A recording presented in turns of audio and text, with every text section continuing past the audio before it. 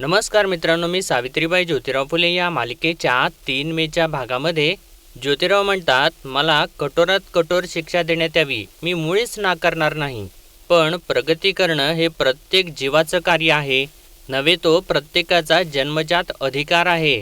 मग तोच अधिकार शूद्रांना का नसावा? आणि हा प्रश्न इथे जमलेल्या आचार्यांना जेवढा आहे तेवढाच इथल्या सगळ्या लोकांना आहे. असं बोलून मित्रांनो ते आता सगळ्या लोकांना आपल्या बाजूने एका क्षणात करून घेतात. आणि ते ऐकल्यानंतर गंगाधर शास्त्री म्हणतात, हे कोण? हे चालणार नाही. तेव्हा ज्योतिराव म्हणतात, माझं ऐकून तरी घ्या. तर गंगाधर शास्त्री म्हणतात, काय ऐकायचं? काय कळतं या अडाणी लोकांना? आणि म्हणतात, निवाड्याचं लक्ष दुसरीकडे वळू देणार नाही. मी धर्मशास्त्राचा अभ्यास असणारे महापंडित आणलेत, महादेव शास्त्री आणि जनार्दन पंत. तर तेव्हा सावित्रीमाई म्हणते, तुमच्याकडं एक जनार्दन आहे तो, आमच्या पाठीशी तर अख्खी जनता जनार्दन आहे. आणि त्यांना काय बरं काय वाईट कळत असेलच की. असं सावित्रीमाईने म्हटल्यानंतर मित्रांनो आता इथे मागे उभे असलेले सगळेजण टाळ्या वाजवू लागतात. आणि ते टाळ्या वाजवा लागल्यानंतर गंगाधर शास्त्री तर रागारागाने उठतात आणि जाऊन त्यांच्यावरती ओरडतात, अरे टाळ्या कसल्या वाजवत आहात? उद्या मुहूर्त बघायला माझ्याकडे याल का या माळ्याच्या घरी जाल? आणि म्हणतात, गप्प बसा, नाहीतर माझ्याशी गाठ आहे. टाळ्या वाजवाल तर नरकात जाल. असं ते रागारागात बोलतात आणि परत जाऊन आपल्या व्यासपीठावरती बसतात आणि म्हणतात, आचार्य वेळ वाया जातोय, या आत्मास शिक्षा द्यावी. तेव्हा ज्योतिराव म्हणतात, त्यासाठीच तर मी आलोय आणि त्यासाठीच तर तुम्ही या पंडितांना आणलंय. आणि म्हणतात, पण मला शिक्षा द्यायची हे ठरवणारे हे पंडित कोण? तेव्हा गंगाधर शास्त्री म्हणतात, आम्ही पवित्र ब्रह्मदेवाचे पुत्र आहोत. तेव्हा ज्योतिराव म्हणतात, पवित्र ब्रह्मदेव? आणि विचारतात, असे किती पवित्र होते हो ब्रह्मदेव? म्हणजे पूर्ण, अर्धे की पाव? असं म्हटल्यानंतर सगळ्यांना धक्काच बसतो आणि महादेव शास्त्री चिडतात आणि म्हणतात, अहो पूर्ण पवित्र आहे तो. तर असं त्यांनी सांगितल्यानंतर ज्योतिराव थोडेसे हसतात आणि म्हणतात, हां मग पूर्ण पवित्र असलेल्या ब्रह्मदेवाच्या पायापासून जन्मलेले शूद्र कसे? आणि असा त्यांनी आता प्रश्न उपस्थित केल्यानंतर सगळेजण अवाकच होतात. तर महादेव शास्त्री म्हणतात, कसे म्हणजे? अरे शूद्र हा शूद्रच असतो. तेव्हा ज्योतिराव विचारतात, हे ब्रह्मदेवाने ठरवलं का स्वार्थापोटी तुम्ही ठरवलं? तेव्हा गंगाधर शास्त्री म्हणतात, अरे काय बोलतोयस तू? तेव्हा ज्योतिराव विचारतात, मला सांगा, द्रोणाचार्य माहिती आहेत? तेव्हा महादेव शास्त्री म्हणतात, गुरु द्रोणाचार्य कोणाला माहिती नाहीत? तेव्हा ज्योतिराव म्हणतात, झाडाच्या पानांपासून बनवलेल्या द्रोणातून जन्म घेतला त्यांनी आणि ते तुम्हाला पूज्य आहेत. आणि त्यानंतर विचारतात, आणि कर्ग ऋषी? तर तेव्हा जनार्दन पंत म्हणतात, महान ऋषी. तेव्हा ज्योतिराव सांगतात, गाढविणीपासून जन्म घेतला त्यांनी, तेही तुम्हाला वंदनीय. बरं पिंगन मुनी? तर तेव्हा विनायक म्हणतो, माझे प्रिय मुनी. तर तेव्हा ज्योतिराव सांगतात, घुबडापासून जन्म झाला त्यांचा. आणि पुढं म्हणतात, रंभेपासून वशिष्ठ मुनी, कोलिणीपासून संभेग ऋषी, गवतापासून कौशिक, लवाळ्यापासून लहू. आणि म्हणतात, मी नाही, मनुस्मृती सांगतात. पण हे सगळे ऋषी महान, श्रेष्ठ आणि साक्षात पूर्ण पवित्र ब्रह्मदेवाच्या पायापासून जन्मलेले आम्ही मात्र शूद्र. आणि हे पटतं तुम्हाला? असं ज्योतिरावांनी म्हटल्यानंतर हे तिघेसुद्धा गप्पच होतात. आणि त्यानंतर ज्योतिराव आता सभेत जमलेल्या सगळ्यांना विचारतात, तुम्हाला तरी पटतं का हे? तर तेव्हा आता सर्वजण तिथे नाही नाही असं मोठ्याने सांगू लागतात. तेव्हा गंगाधर शास्त्री म्हणतात, अरे शेवटी पाय तो पायच, जमिनीवर असतो त्याला माती लागते, म्हणून तो शूद्र. तेव्हा ज्योतिराव म्हणतात, पाय शूद्र आहे, त्याला काहीच महत्त्व नाही. तेव्हा गंगाधर शास्त्री म्हणतात, कसले महत्त्व त्यात? तेव्हा ज्योतिराव म्हणतात, एवढा कुचकामी असेल तर पाय तोडला तर? आणि असं त्यांनी म्हटल्यानंतर गंगाधर शास्त्री तर डोळेच मोठे करतात आणि थोडं घाबरतात. तर तेव्हा ज्योतिराव हसतात आणि म्हणतात, तुमचा नाही. तर तेव्हा हेरंब म्हणतो, पंत भाषा पाहिली का याची? याला शिक्षा देण्यासाठी बोलवले आणि हा आपल्याच पायावरती आला. तेव्हा ज्योतिराव म्हणतात, या सगळ्याचा अर्थ एवढाच की आम्ही तुमच्या एवढेच पवित्र आहोत, पण तुम्ही आम्हाला शूद्र ठरवलत, आम्हाला गुलाम बनवलत, आम्हाला ज्ञानापासून वंचित ठेवलत. तुमचे सगळे ग्रंथ फक्त आणि फक्त ब्राह्मणांच्या भल्यासाठीच. तुम्ही हिंदूंची विभागणी केलीत ते तुमच्या वर्चस्वासाठी. चातुर्वर्णाची उतरण उभी केलीत ती तुमच्या सुखासाठी. जाती जातीत लोकांना वाटलत ते तुमचं महत्त्व टिकवण्यासाठी. म्हणजे ब्राह्मण असेल तर महामानव आणि शूद्र असेल तर साधारण मनुष्य. ब्राह्मणाला सगळे अधिकार आहेत पण कर्तव्य मात्र नाही. आणि शूद्राला ब्राह्मणाच्या तुलनेत मानानं जगण्यासुद्धा अधिकार नाही. त्याला सुखी समाधानी होण्याचा अधिकार नाही. उच्च वर्गाच्या प्रतिष्ठेसाठी शूद्रानं नेहमी त्याग करण्यासाठी तत्पर असलं पाहिजे.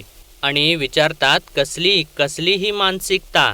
तेव्हा गंगाधर शास्त्री म्हणतात ही मानसिकता नाही, हे धर्मशास्त्र आहे आणि धर्मशास्त्राप्रमाणेच तुला राहावं लागेल. तुझे पापाचे माप भरलेले आहे आणि तू काय पुण्याच्या गोष्टी बोलतोयस. ब्राह्मणांच्या वरातीत ब्राह्मणांच्या बरोबरीने चाललास. ब्राह्मण देवणांच्या लग्नामध्ये त्यांना विटाळ व्हावा म्हणून तू गेला होतास. हे घोर पातक केलेस.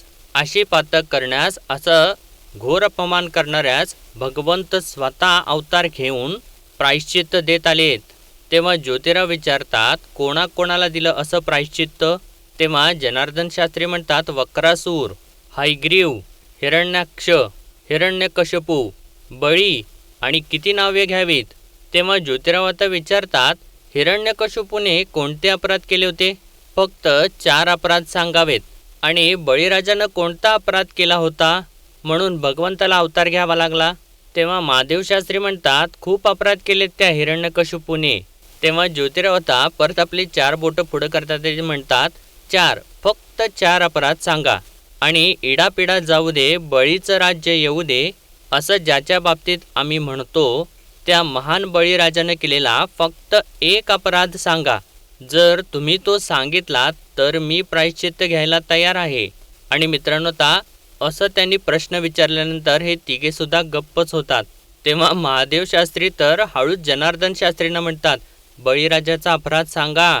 तेव्हा जनार्दन शास्त्री म्हणतात खूप आहेत. आणि म्हणतात किती सांगावे. आणि म्हणतात आणि असं होतं ऐनवेळी नाही येत लक्षात. तेव्हा महादेव शास्त्री म्हणतात मला हिरण्यकशिपूचे अपराध माहिती आहेत. तो प्रल्हादला सांगत होता की अरिहंतची जवळीक करू नको असं ते म्हणतात. आणि म्हणतात परंतु दुसरा अपराध काय असावा असं म्हणून ते थोडं विचार करू लागतात. तर तेव्हा आता ज्योतिराव परत आपली 4 बोटं पुढं करतात. तेव्हा आता जनार्दन शास्त्री म्हणतात का भगवंताला बळीराजाला पाताळात लोटावेसे वाटले लक्षात येत नाहीये. आणि मित्रांनो, ज्योतिरावांनी तर आता या तिघांना सुद्धा चांगल्याच पेचात टाकलेलं असतं. आणि त्यानंतर हे तिघे सुद्धा आपल्या शिष्यांना जवळ बोलवतात आणि त्यांना विचारतात. आणि त्यांना सुद्धा काहीच माहिती नसतं. तर जनार्दन शास्त्री म्हणतात नाही आठवत आहेत त्यांचे अपराध. तेव्हा ज्योतिराव म्हणतात एक लक्षात घ्या, कुठलाही धर्म ईश्वर प्रणित नाही आणि कुठलंही धर्मपुस्तक हे देवनिर्मित नाही. या पृथ्वीच्या पृष्ठभागावरती जेवढी म्हणून माणसाने निर्माण केलेली धर्मपुस्तकं आहेत ना, ती सगळी आपापल्या सोयीची. हे चातुर्वर्ण आणि जातीभेद देवाने निर्माण केलेले नाहीत, माणसांनी तयार केलेले आहेत. ज्यांना धर्माची सत्ता आपल्याच हातात राहावी असं वाटतं ना, त्या माणसांनी. तर तेव्हा गंगाधर शास्त्री म्हणतात ब्रह्मराक्षस घाबरला की मग वडाची पारांबी धरून दत्त दत्त असा जप करत बसतो. अशी तुझी अवस्था झालेली आहे. तू माझ्यासमोर धर्माची मीमांसा केलीस या जातीवंत ब्राह्मणांच्या समोर. तर तेव्हा आता ज्योतिराव म्हणतात मला तर इथं कोणीसुद्धा ब्राह्मण दिसत नाही. आणि असं त्यांनी म्हटल्यानंतर आता गंगाधर शास्त्री तर डोळेच मोठे करतात. आणि त्यानंतर सभेतल्या बाकीच्या लोकांच्याकडे जाऊन म्हणतात कोणीच ब्राह्मण दिसत नाही. कारण विद्याविनय संपन्ने ब्राह्मणे ग्रविहस्तनी शुनिचैव श्वपाकेच पंडिता समदर्शिणः. आणि असं मित्रांनो, आता ज्योतिरावांनी म्हटल्यानंतर गंगाधर शास्त्रींचे डोळे अजून मोठे होतात आणि हे दोघेसुद्धा अवाकच होतात. तेव्हा ज्योतिराव पुढे म्हणतात याचा अर्थ खरा विद्वान ज्ञानी ब्राह्मण तोच जो गाय, हत्ती, कुत्रा आणि तथाकथित अस्पृश्य यांना एका समान दृष्टीने पाहतो. बाह्यरूप, जात, मानव, प्राणी असा कुठलाही भेद न करता सर्वांमध्ये एकच आत्मा आहे या दृष्टीने. आणि परत या तिघांच्या समोर जाऊन म्हणतात आणि हा मुख्य संदेशच तुम्ही विसरलात तर मग तुम्ही ब्राह्मण कसे. आणि असं मित्रांनो, आता त्यांनी प्रश्न विचारल्यानंतर हे तिघे परत गप्प होतात आणि इकडचे बाकी सर्वजण परत टाळ्या वाजवू लागतात. आणि तेव्हा सदाशिवराव आणि मोरोपंत सुद्धा टाळ्या वाजवत असतात. आणि आता असं ज्योतिराव एकावरती एक ज्ञानी बोलत असताना आता मात्र महादेव शास्त्रींना खूप राग येतो आणि ते उठूनच उभे राहतात आणि म्हणतात, या धर्मभ्रष्ट माणसास धरा आणि प्रायश्चित्त द्या त्याला. आणि असं म्हटल्यानंतर आता सर्वजणच उठून उभे राहतात आणि सर्वजण आता ज्योतिरावांच्या दिशेने येत असतात. आणि तेव्हा मित्रांनो आता सावित्रीमाई ज्योतिरावांच्या पुढंच येऊन उभी राहते आणि म्हणते, खबरदार, कोणी बी माझ्या मालकाला हात लावायचा नाही. आणि मित्रांनो तिचं ते धाडस बघितल्यानंतर सगळ्यांना आश्चर्यच वाटतं. तर तेव्हा महादेव शास्त्री आता का असा प्रश्न विचारतात. तर तेव्हा सावित्रीमाई म्हणते, कारण खरे ब्राह्मण माझे मालक आहेत. प्रायश्चित्त त्याला देतात ज्याचे अपराध सिद्ध झालेत, आणि अपराध तर तुमचे सिद्ध झालेत, आणि ते बी युगायुगांचे.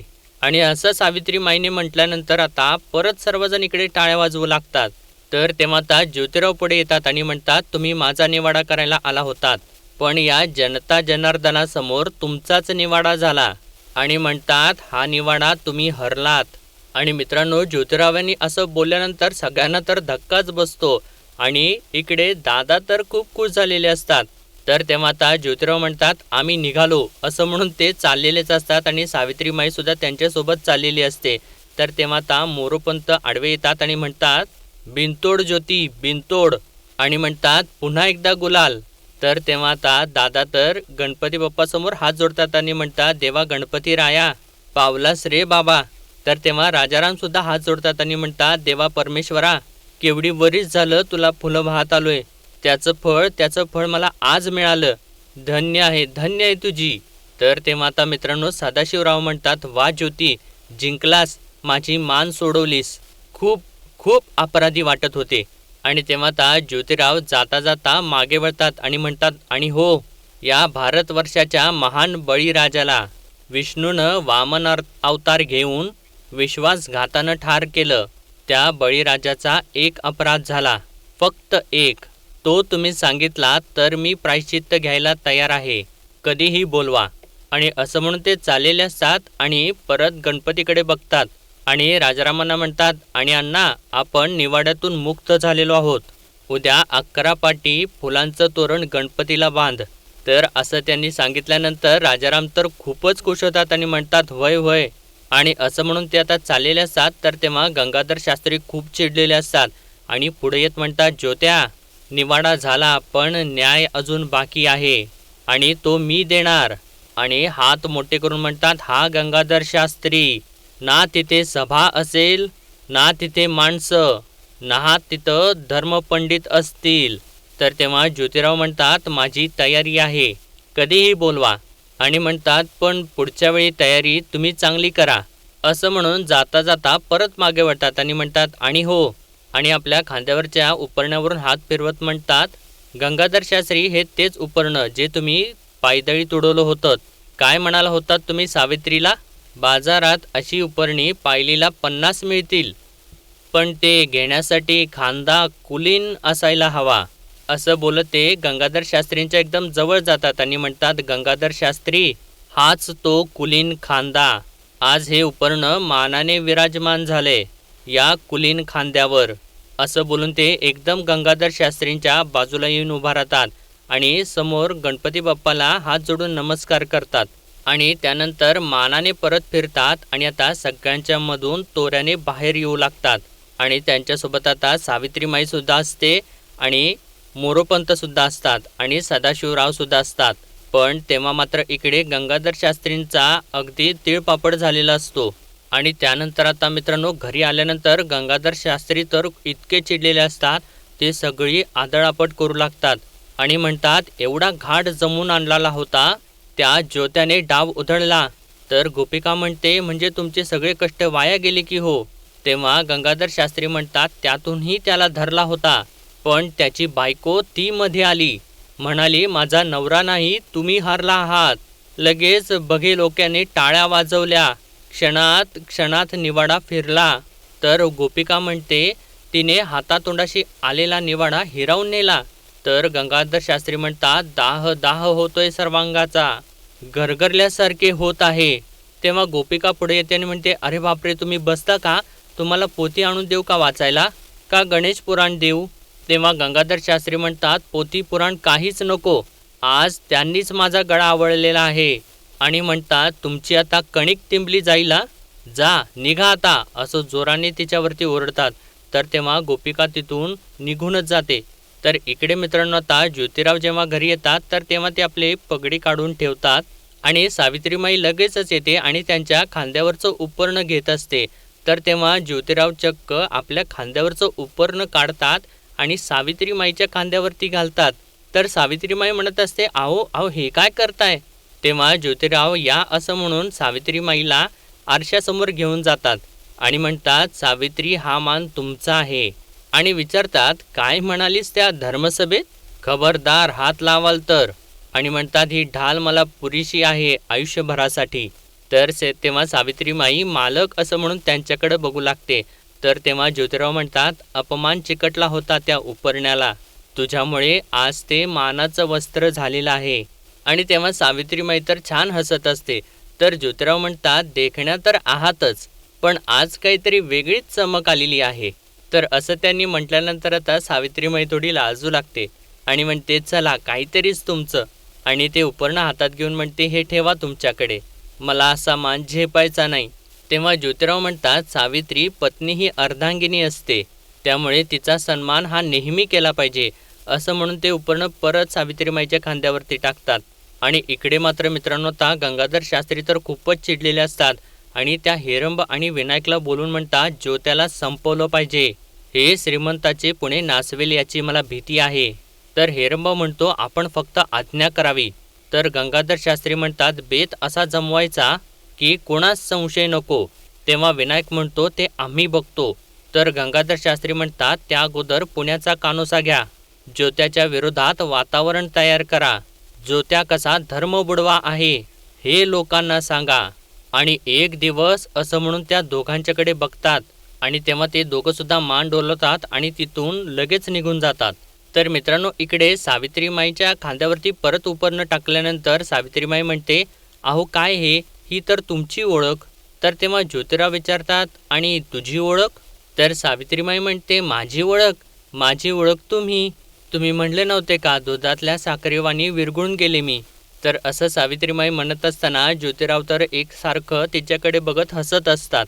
आणि मित्रांनो आजचा भाग इथेच संपतो आणि पुढील भागामध्ये आपण पाहणार आहोत, आता विनायक आणि हेरंब सगळीकडे पुण्यामध्ये कानोसा घेऊन आलेले असतात आणि विनायक आता गंगाधर शास्त्रींना सांगत असतो, सगळीकडे पुण्यात त्या ज्योत्याची चर्चा आहे. तर हेरंब म्हणतो, अहो पानवटे, तुळशीबागेत, पेठेत सगळीकडे त्याची चर्चा चालू आहे. तर गंगाधर शास्त्री म्हणतात, शास्त्राच्या खुंट्या इतक्या सहज उपटल्या जाणार नाहीत. अरे असे भले भले येऊन गेले, त्याचा वेगळा मार्ग निवडला पाहिजे. तर आता इकडे सावित्रीमाई ज्योतिरावांना सांगत असते, ही गुलामगिरी आहे. तुमच्या ध्यानात आलं कारण तुम्ही शिकलात आणि तसाच जर सगळा समाज शिकला म्हणजे. तेव्हा ज्योतिराव म्हणतात, तर तो जागृत होईल. तर तेव्हा सावित्रीमाई म्हणते, हा न्यायनिवाडा म्हणजे अमृतमंथनच झाले की हो. तुम्ही हाल प्यायलात आणि शूद्रांसाठी आणि शोषितांसाठी अमृत घेऊन आलात आणि तुमच्या मनामध्ये आलेला हा विद्यारण्याचा विचार म्हणजे नवीन युगाची नांदी आहे. आणि असं तिने म्हटल्यानंतर आता ज्योतिरावांना सुद्धा ते खूप छान वाटतं. आणि मित्रांनो आता हेच ते पहिलं पाऊल असतं ज्याने समाज शिक्षणाची सुरुवात झालेली होती. तर मित्रांनो आजच्या पुरते एवढंच आणि भेटूया परत उद्याच्या भागामध्ये. तोपर्यंत आपल्या व्हिडिओला लाईक, शेअर आणि सबस्क्राईब नक्कीच करा. धन्यवाद.